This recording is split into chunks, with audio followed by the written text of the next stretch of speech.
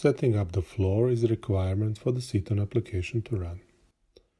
Start by clicking Settings, Floor Plan from the side menu of the SeatOn Web application. On this page you can define areas and tables on your restaurant floor.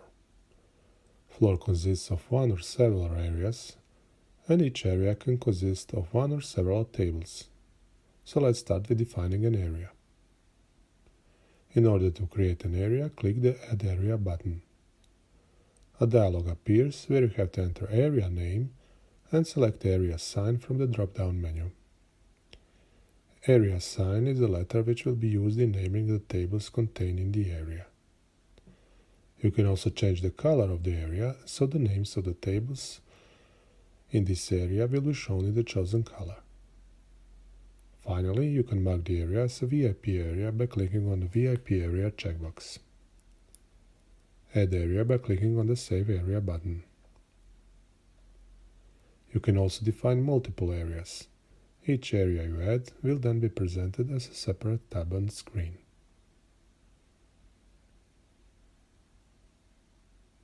Once you have defined all areas, you can start adding tables.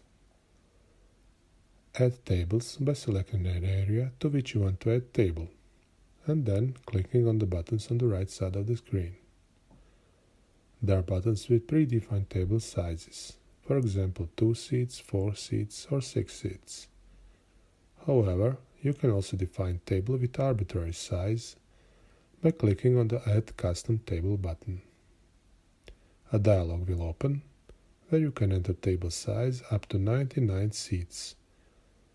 And you can also mark the table as a VIP table. Add custom table by clicking on the button Add Table. Each added table is represented as a rectangle placed in the area scheme. A rectangle contains all necessary information about the table: table name, area sign prefix, and table capacity. Also, VIP tables are marked with a star in the lower right corner of the rectangle.